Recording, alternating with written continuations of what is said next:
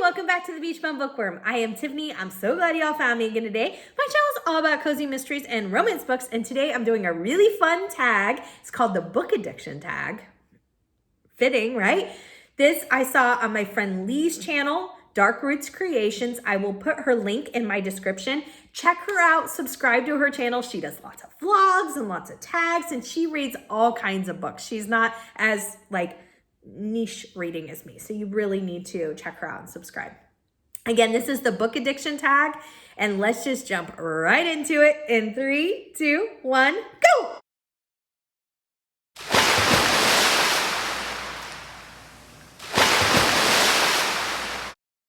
Not so fast. Let's do real quick announcements because this is probably gonna be my shortest video, so I thought I could jam it in here real fast, real quick. Let's go. 1, 2, 3. Okay, so next Wednesday, we are doing our normal Wednesday night reading sprints at 6 p.m. Eastern, and it's just chat sprints.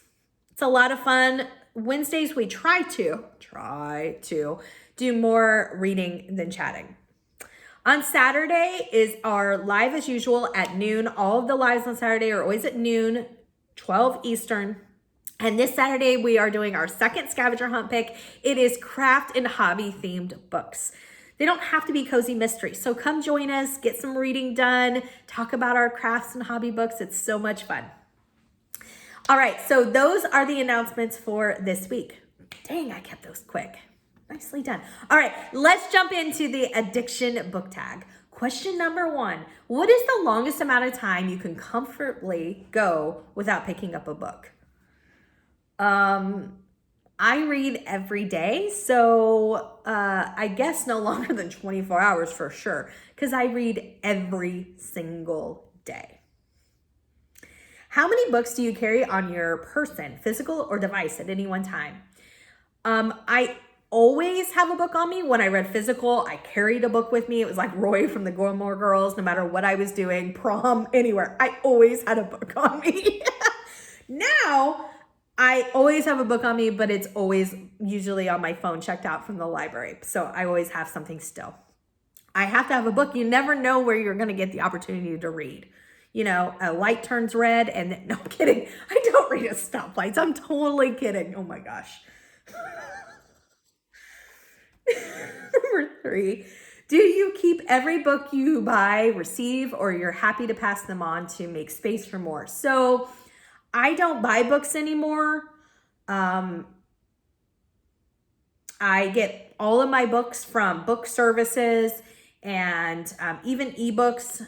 I guess I buy Audible books because I have Audible Plus and those stay in my library. So I guess I buy those. But I do keep some physical books that I've had for years that are like special to me, favorite authors, or they're signed, or they were given to me by somebody. But other than that, I'm always happy to share my books. I try to pass them on to my grandma, who passes them on to my aunt, or anybody else who wants them. I gave a few not too long ago to a neighbor of mine. I want everybody to experience the joy of reading like I do. And so maybe when I pass them on, they don't even want them, but I'm like, it's my, yeah, you get it. Number 4 says, how long would you spend in a bookshop on a standard visit? Oh my gosh, okay. So I'm a book lover, right?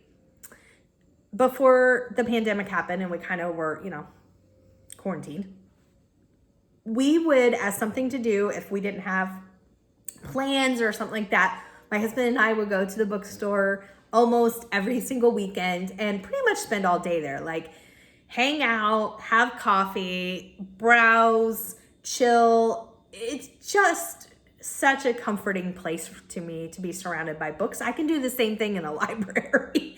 So quite a while is my standard visit, quite a while. Number 5, how much time per day do you actually spend reading? I have no idea because I listen to audiobooks like here and there throughout the day. Number 6, where does the task picking up a book appear on your daily to-do list? Oh my gosh. If there's nothing like super important, it's probably the first thing on my to-do list. If I have other stuff that like has to get done, it's still going to be in the top 5 every time. It's always important to me to read. Number 7, How many books do you reckon you own in total, including ebooks? Like I said, I don't really hardly own any. I kept, when we moved from Illinois to Florida, I got rid of all my books except for the ones, like I said, my favorite authors or that were signed or given to me. I have no idea.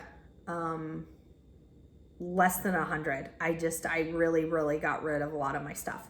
Number 8, approximately how often do you bring up books in conversation? Oh my gosh.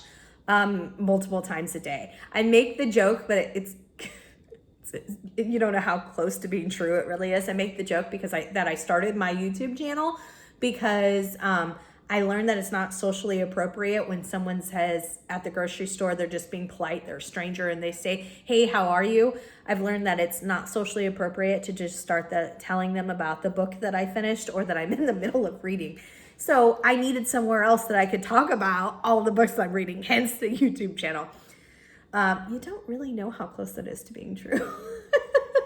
So all the time. I don't do it as often now with the people that I know aren't readers because now I have somewhere to talk about the books. So I feel like I do get it out here. Number 9, what is the biggest book page count you have finished reading? I have no idea. I don't know. Number 10, is there a book you had to get your hands on against all odds? Search bookstores, online digging, stalked an author. I don't think so. I get most of my books through several book services, and I usually always eventually find what I'm looking for. Number 11, is there a book you struggled to finish because you refused to DNF? I'm sure there maybe is, but I don't remember. I am really a DNFer. I don't do it very often because I tend to know what I like.